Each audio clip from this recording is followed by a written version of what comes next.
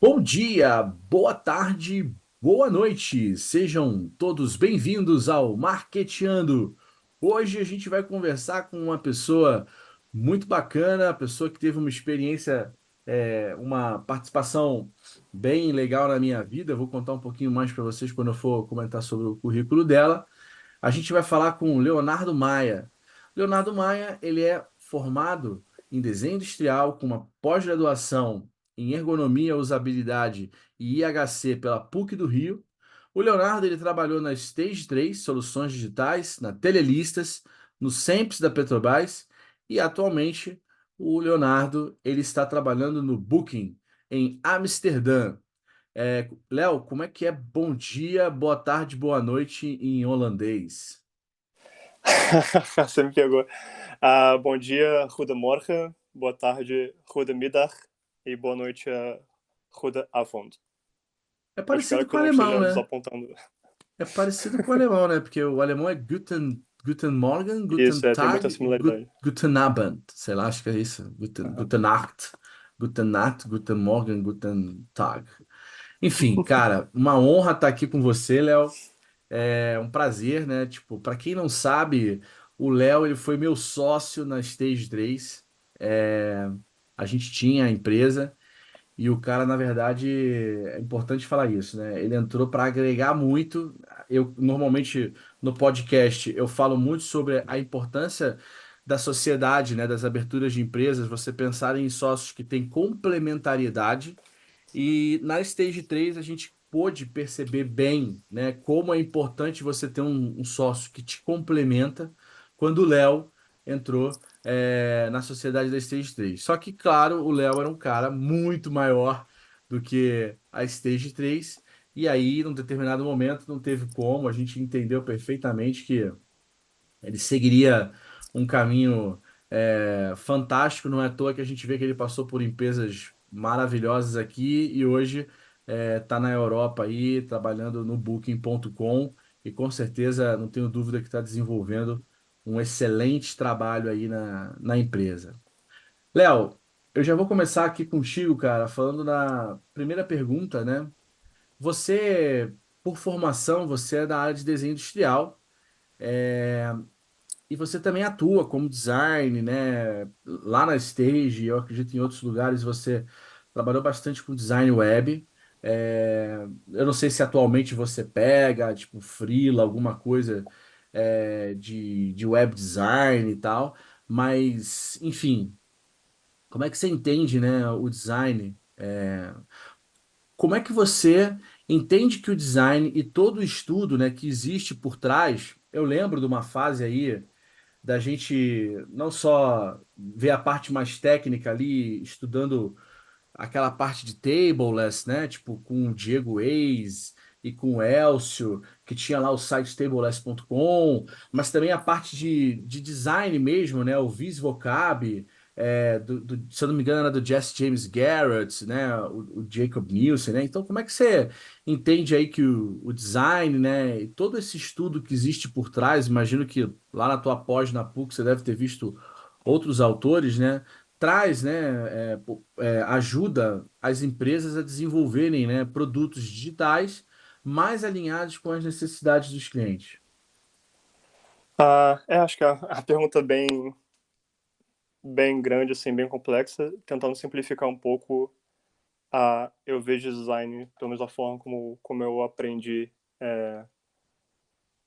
sobre algo, uma disciplina relacionada a você empatizar com o problema real com que as pessoas lidam no seu dia a dia, independente do produto que elas usam, seja um produto digital ou um produto físico.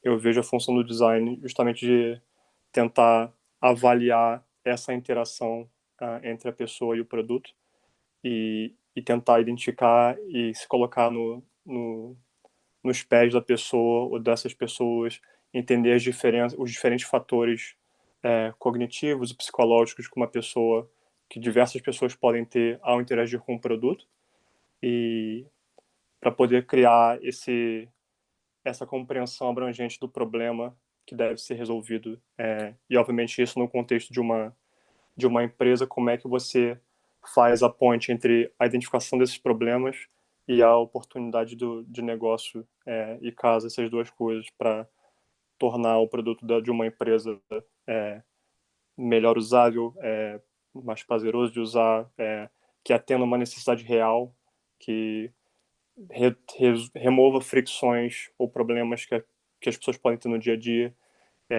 e como isso pode trazer valor para essa empresa também ao resolver esses problemas. Então, colocando de uma forma bem resumida, eu acho que essa é a principal função do design. Então, Show de essa é a minha bola. opinião hoje. Não, show de bola. Não tem problema, assim, se a sua opinião hoje é essa, e com certeza, você se formou quando, Léo? Você lembra quando foi que você se formou? Eu acho que foi em 2006.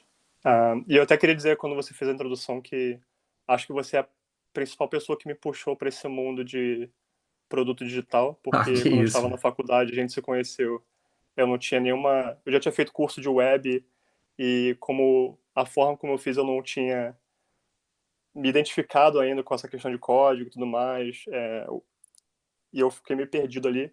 E você que me trouxe para, pô, vamos trabalhar aqui comigo, você me convidou para trabalhar contigo na empresa. Venha, E eu me venha apaixonei trabalhar. por web muito depois de eu ter, sabe, já ter meio que abandonado ou desistido. Então, você me colocou nesse caminho de volta, que é o que eu tô até hoje. Legal. Venha trabalhar com dois loucos aí. Não, pessoal, olha, vocês que estão escutando aí, fiquem tranquilos. Teve a parte boa também, tiveram momentos legais. Não foram só sofrimentos, não. Mas bacana, cara. Legal. Assim, para quem não sabe, eu cheguei a estudar um pouquinho de desenho industrial. Eu era professor na Estácio e por conta de ser professor na Estácio, a gente podia fazer faculdade de novo. E aí eu tive uma ideia, depois eu descobri que foi uma péssima ideia, que eu falei, pô, eu vou fazer desenho industrial para aprender a ser criativo. E aí, quando eu, sei lá, fiz o primeiro semestre, segundo semestre, eu acho que eu fiz mais ou menos isso. Eu fiz uns 2 semestres e descobri. Eu olhava os meus trabalhos de design e olhava os trabalhos dos outros colegas. Eu falei, putz, cara, é bem melhor eu contratar as pessoas para trabalharem do que tentar fazer o trabalho que elas fazem, porque definitivamente eu percebi que eu tinha muito pouco talento. Mas é só um parêntese aqui para vocês poderem, para deixar o negócio um pouco mais, o nosso bate-papo aqui um pouco mais suave. Léo, vamos lá. É uma pergunta, cara, que, enfim, não sei como é que você vai pensar em responder ela, mas é uma coisa muito interessante que às vezes eu vejo no mercado, não só na área de marketing, de criação, mas assim, né? Explicar um pouco, às vezes as pessoas conceitualmente não sabem a diferença, e também não precisa ser tão teórico, conceitual. Você pode, fica à vontade para falar o que que você pensa sobre, né? UX e User Interface, né? User Experience e User Interface, né? Explicar aí a diferença, se é que existe essa diferença, ou do ponto de vista conceitual ou mercadológico mesmo. Fala um pouco sobre isso pra gente, por favor. Tá, para mim são realmente coisas distintas. A UX, User Experience, é algo muito mais abrangente, enquanto interface é um aspecto que contribui para a experiência do usuário. Para mim, a experiência do usuário é composta de diversos fatores, desde a forma como uma empresa ou um profissional compreende os problemas que precisam ser resolvidos, os, a, ou as tarefas que uma pessoa precisa concluir num sistema, a forma como a arquitetura da informação é feita, a forma como os fluxos são elaborados e desenvolvidos, a forma como a pessoa consegue contatar o atendimento ao cliente, a forma como o time de back-end consegue fazer uma informação ser buscada no banco de dados mais rápido. Tudo isso, para mim, compõe a experiência do usuário. São uma infinidade de fatores, que não é só responsabilidade de designers, na minha opinião. Enquanto que UI, User Interface, é a camada da superfície com o qual as pessoas interagem com o produto digital. E, obviamente, pode contribuir de forma imensa para a experiência, através de. Como é que eu posso dizer? a gente usa esse termo affordance, que o nome em português me escapa, eu tento não usar termos em inglês, que ajuda a pessoa a entender onde é que as coisas são, com o que ela pode interagir numa interface, como é que ela pode executar uma tarefa, se as expectativas estão claras antes e depois da conclusão de determinada tarefa, se a tarefa que ela precisa concluir ou seguir também é bem, digamos, telegrafada na interface, se a própria interface traduz de forma traduz bem ou mal o branding da empresa, por exemplo, a linguagem de branding da empresa. Tem todos esses aspectos que vêm na camada de interface. Então, a interface contribui muito para a experiência do usuário, mas eu acho que a interface é só um dos elementos da experiência do usuário. Você citou, se não me engano, o Jesse James Garrett. Tinha Isso. um livro dele muitos anos atrás chamado Elements of User Experience, que é um livro bem fininho, mas eu gostei de ler esse livro quando eu estava começando ainda, que ele tinha essas camadas, né? Arquitetura de informação, design de interação, é, design de interface, todos esses elementos. Hoje, a minha compreensão é que existem, muito, como eu falei, muito mais coisas que compõem a experiência do usuário. E a interface é só um deles. Show. Show de bola, cara. Obrigado aí. Bom, pensando em lojas virtuais, né? Pensando em sites da internet, principalmente e-commerces, né? Quais as etapas que você entende que são as mais importantes, né, na sua opinião? Não necessariamente onde você está hoje, tá, Léo? Assim, você passou por diversas empresas aí e, cara, até conversando com pessoas da área, o que que você entende que pega mais ali, né? E aí, se você também, eu vou citar aqui algumas, mas se você quiser pensar em outras e tal, mas assim, arquitetura de informação, prototipação, né, wireframes, o layout em si, existe ali uma ordem correta, né? Você estava falando aí do Jesse James Garrett, o Jesse James Garrett ele propõe ali, né, as etapas e que teoricamente depois que você sai de uma etapa você vai para outra, você não volta mais na anterior. Isso realmente acaba acontecendo ou o mercado mudou, né? Hoje em dia dá para você, tipo, terminar o layout, voltar na arquitetura de informação para mudar uma árvore de categoria. Então, quais seriam as etapas importantes e se existe ali uma flexibilização para pensar tanto interface quanto user experience, né, numa loja virtual? Ah, eu não saberia eleger qual é a mais importante, porque eu acho que depende do problema que você tá olhando. E, por exemplo, num site de e-commerce, você tem uma infinidade de, de pontos de interação e uma infinidade de perfis de pessoas que estão usando o site. Elas podem estar só fazendo uma pesquisa, fazendo uma lista, terminando uma compra, pedindo um reembolso ou tentando devolver um produto. Então, são várias coisas que podem estar acontecendo nesse site, né? Se existe essa flexibilidade de voltar e mudar alguma coisa mais fundamental, eu acho que 100% existe.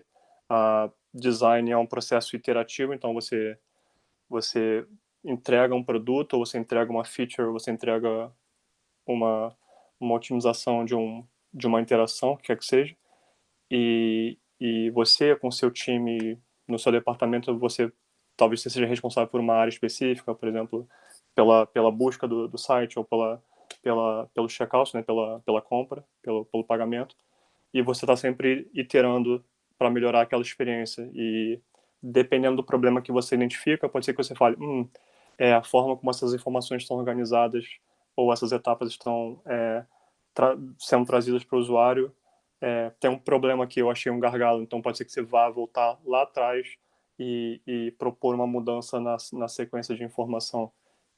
Mas pode ser que você identifique um problema que é muito mais superficial em termos de essa informação não está clara ou esse botão aqui não tem contraste suficiente para as pessoas identificarem que elas precisam clicar aqui para falar com atendimento ao cliente, por exemplo. Então, assim, existe sim a possibilidade de voltar e, e trabalhar na camada da experiência que o problema reside, digamos assim. Não sei se eu fui claro o suficiente. Não, não, tá ótimo, bicho.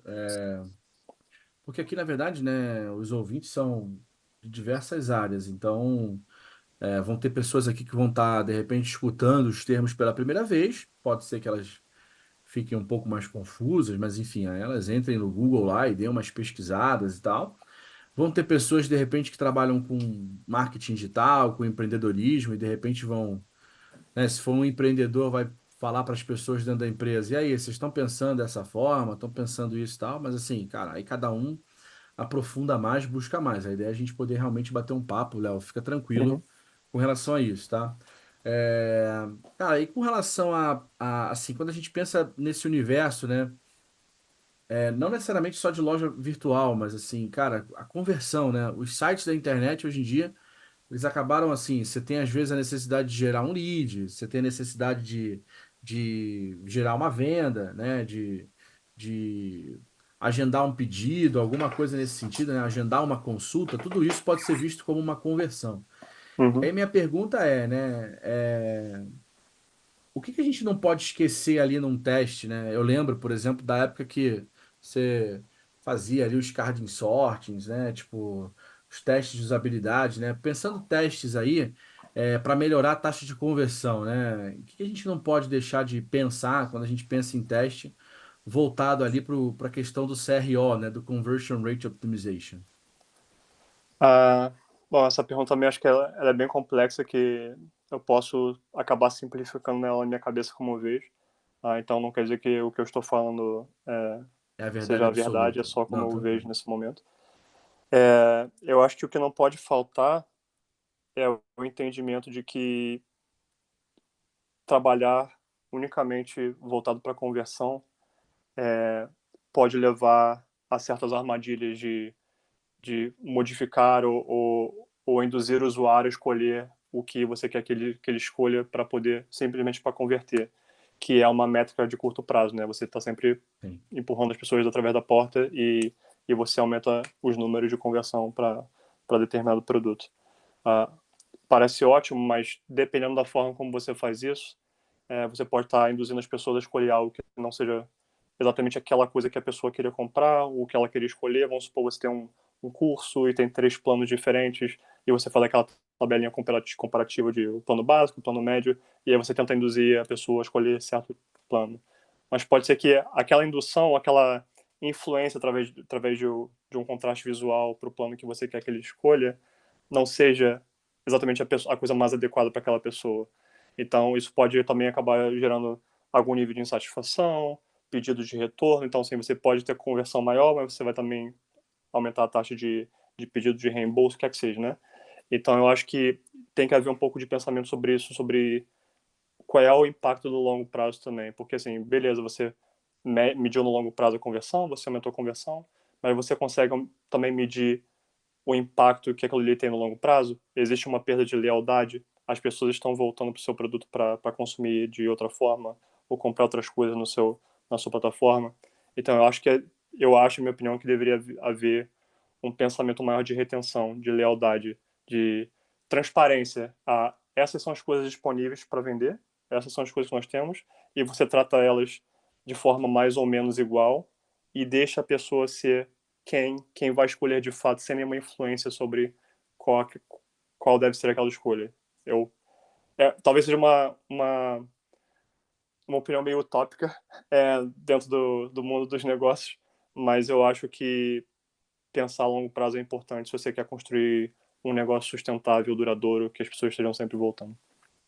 Legal você falar sobre isso, né? Assim, a gente não vai, obviamente, em nenhum dos bate-papos aqui do podcast, a gente tem como objetivo, tipo, trazer o entrevistado para ficar falando sobre coisas estratégicas da empresa. Mas eu acredito que vocês tenham aí maneiras de mensurar isso. Eu não sei o quanto vocês aí de Amsterdã se envolvem nas operações Brasil e tal, mas assim, eu posso te dizer, Léo, assim, eu sou um cara que hoje em dia eu só compro coisa no Booking. Eu não. Você vai falar assim, ah, mas você não entra no Trivago, você não pesquisa numa outra empresa, você não vai num outro lugar? Não. Muitas vezes o que acontece, eu imagino que vocês lá no fundo saibam disso, né? É que a pessoa que está no Booking, às vezes a gente pega, entra em contato para fazer a reserva, o cara fala, quando é aquela reserva que você pode cancelar gratuitamente, o cara fala, não, cancela lá e faz com a gente aqui, porque o cara às vezes, talvez no Brasil, né? Isso aconteça com frequência. No mundo, eu acredito que não. Mas no Brasil é bem provável que você tenha ali eu não sei o quanto, mas assim, eu pelo menos já fiz diversas reservas que o dono da pousada, ou dono da pousada, hotel é mais difícil, mas assim, dono da pousada, o cara que tipo tem uma operação pequena ali de pousada, ele entra em contato com a gente ali no WhatsApp, fala, cara, você não quer cancelar não? Fecha aqui direto com a gente. E já cheguei em pousada, inclusive, o cara fala, pô, cara, você desculpa, mas é porque assim, essa taxa do Booking pra gente hoje, eu lembro que tinham coisas ali que foram no período da pandemia, eu lembro que foram coisas que foram no pós-pandemia, então o cara ainda estava tentando sobreviver ao pós-pandemia. Ele falava, pô, pra gente hoje tá um pouco difícil pagar essa taxa do Booking, tá fazendo uma diferença aqui no nosso orçamento. Mas assim, não é nem sobre isso que eu quero falar. O que eu quero falar é assim, eu já tive experiências boas de agendar viagem no Booking em lugares muito legais e lugares nem tão legais. Mas assim, eu entendo, né? Tipo, é meio que como o Google, né? Eu costumo dizer para as pessoas assim, quando a gente vai no Google e a gente não está encontrando o que a gente quer na página um do Google, a gente não vai na página 2 3 e 4. A gente começa a entender que o Google ele tem uma expertise tão grande em entregar o que a gente quer, que a gente fala assim, cara, eu não estou sabendo dizer para ele o que eu quero, aí a gente vai lá e muda o que a gente está pesquisando. E Uhum. o Booking, eu assumo, eu uso realmente muito o Booking. Pra você ter uma ideia, eu nunca reservei nada no TripAdvisor. Eu até entro lá para ver umas diquinhas, assim, algumas coisas e avaliações e tal, mas dizer que eu já reservei alguma coisa por TripAdvisor, e assim, eu tô falando aqui os nomes dos players, nem sei se são concorrentes direto do Booking, tá? Mas assim, o Uhum. Booking para mim hoje virou o Google da viagem. Então assim, putz, eu vou, sei lá, fazer uma prova de corrida, preciso ficar numa outra cidade. Cara, eu preciso de um hotel. Ah, preciso fazer uma prova. Vou fazer a reserva por onde? Pelo Booking. Ah, mas você vai para o Ibis. Tá bom, mas eu vou fazer o Ibis pelo Booking. É, Sim. e é muito isso, assim, cara, não é a experiência que o Booking criou comigo, pelo menos é uma fidelização que eles fizeram ali, que eu falo, cara, da maneira como a coisa funciona aqui, é tão fantástica que eu não. Ah, mas porra, tem um outro, é mais barato e não sei. Aí eu falo, não, eu não quero. E, cara, eu já tentei algumas vezes até conversar com as pessoas e falar assim, cara, mas o cara é um marketplace, meu. Você não tá entendendo, você Uhum. não tá investindo em marketing. A pessoa, ela entende que, tipo, é como se ela tivesse alugado a pousada do Booking. Então, assim, vale totalmente a pena você pegar e pagar aquela taxa que o Booking te cobra, porque no fundo, as pessoas estão entrando no Booking e estão vendo o teu negócio. Mas, assim, muitas Sim, é uma grande pessoas. vitrine, né? Pois é, mas as pessoas não entendem essa pegada, né? Ele, às vezes dá vontade de falar assim, Sim. cara, você quer pegar esse dinheiro que você está economizando e botar em Google Ads para você ver se você vai trazer o mesmo player? Talvez você não vá. É. Entendeu? Porque É assim, uma eu te escolha de falo, negócio, né? eu não entro no Google para pesquisar viagem. Olha que louco. Eu não entro no Google para pesquisar viagem. Eu entro direto já assim, no Booking. E aí eu falo assim, por exemplo, eu não entro no Booking, por exemplo, para pesquisar hotel, pousada. Não entro, tá? Tipo, eu tava reservando ontem aqui, eu tava vendo aqui um negócio para ir para Santiago, no Chile. E o cara assim, você vai falar assim, pô, você. Não, eu entrei no Booking, botei Santiago e fui ver as opções que tinham. É tipo, mas o que que você Uhum. foi ver no Google? O aéreo. O aéreo eu fui ver no Google. Mas assim, eu não pesquisei ali. Então, acho que as pessoas, elas, às vezes, elas precisam. O empresário, né, que é o parceiro ali do Google, que vai plugar a pousada, o hotel, etc. Ele tem que entender o papel, né, cara? Assim, Sim. no menor prazo, no frigir dos ovos ali, bicho, você tá, tipo, pagando uma taxa pro Booking para você não pagar em marketing, porque talvez o marketing que você vai fazer todo fora, o esforço todo fora, não vai trazer, não vai ser tão bom, tão positivo como o do Booking, entendeu? Sim. Que é esse caso. Bom, eu, não, eu não tenho negócio, né? Eu não tenho uma acomodação, então eu não sei o quanto é, isso pesa para as pessoas, mas eu concordo com você, né? Assim, é uma plataforma e você paga para ter exposição, né? É uma vitrine. Eu fico feliz que funcione para você como usuário e você seja uma opção para você. Obviamente, eu sou totalmente parcial para falar, mas antes mesmo de eu entrar e virar funcionário da empresa, eu já estava usando, que era algo que eu também tinha descoberto. E eu nunca fui muito de viajar, e quando eu comecei a me interessar por viagem, eu vi no Booking justamente uma forma muito mais fácil de planejar a minha Sim. viagem comparado de ter que ir numa agência de viagem. por exemplo. Então, para mim, eu achei, na época, algo que fazia uma diferença na minha vida nesse sentido. Yeah, eu concordo com você, com a sua opinião.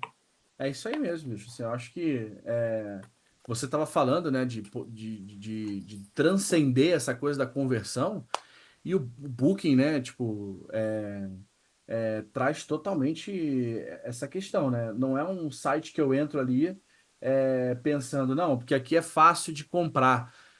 Também é, mas é muito mais do que isso, né? É muito mais do que isso. Então, Uhum. assim, no médio e longo prazo, me conquistou como o Google conquista uma série de pessoas aí. Bom, a gente está indo aqui para Uhum. nossa última pergunta, né?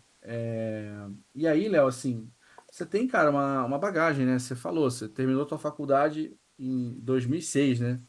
Vão fazer 20 anos Uhum. aí, né? E, cara, você tem uma vivência, uma experiência muito bacana nesse mercado. Cara, qual é o conselho que você daria para o jovem aí, né, profissional de marketing ou de criação que está começando a atuar com projetos, tanto projetos físicos ou digitais? O que que você aconselharia a ele? Quando você estava começando, você fez que deu certo? Que de repente você hoje faria diferente? Fala um pouco para a gente aí. Tá.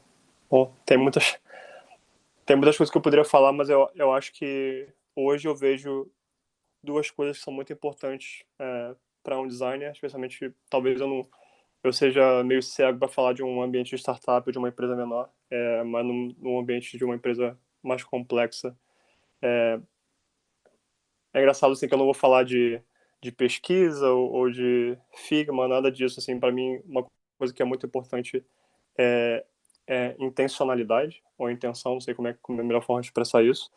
É você fazer as coisas com uma intenção por trás, você saber exatamente por que você está adotando certa abordagem. Então, por exemplo, vamos supor que você é colocado para trabalhar num determinado produto ou numa feature. Pode haver uma infinidade de coisas que você pode resolver, e, inclusive como designer é muito fácil você cair na tentação de falar por observação, ou mesmo com a sua experiência, isso aqui está ruim, vamos mudar isso aqui. Só que num ambiente de trabalho, num ambiente empresarial, você tem que mostrar por que aquilo ali está ruim, você tem que demonstrar ou provar por que aquilo ali não está bom.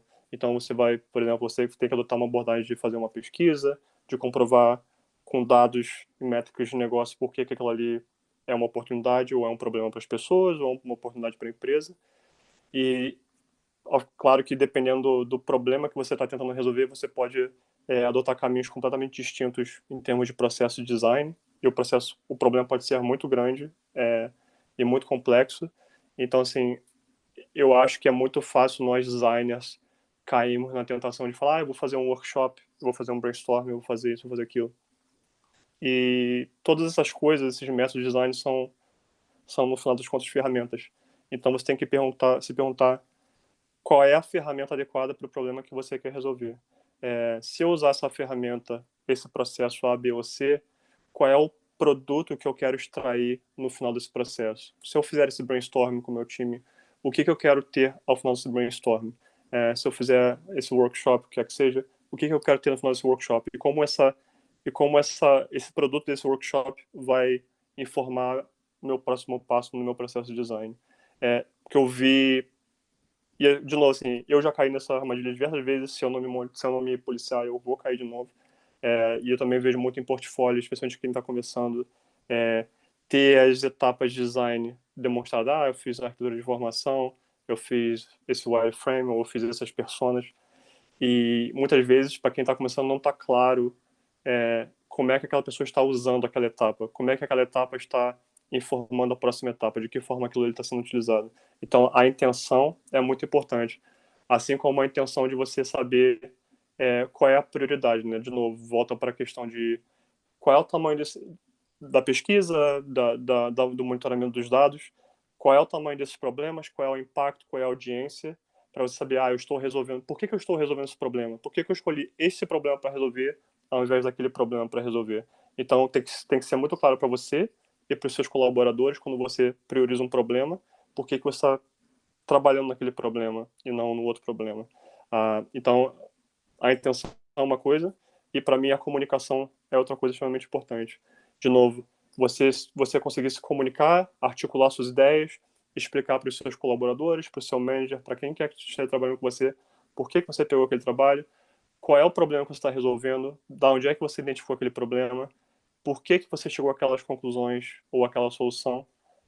E não só isso, não é só saber que você precisa explicar ou demonstrar o porquê você chegou naquela solução, mas também saber ouvir uma opinião contrária, ouvir por que pode haver um problema com a sua solução, por que pode haver um problema de negócio com a sua solução, e saber colaborar com as pessoas de diferentes disciplinas, de produto, de tecnologia, para chegar num, num meio termo de que funcione para todo mundo e o time possa fazer algo melhor junto. A comunicação vai ter um impacto muito grande, remove fricção, promove alinhamento, promove concordância entre o que está sendo feito. Então, para mim, essas duas coisas são extremamente importantes para trabalhar num ambiente especialmente complexo.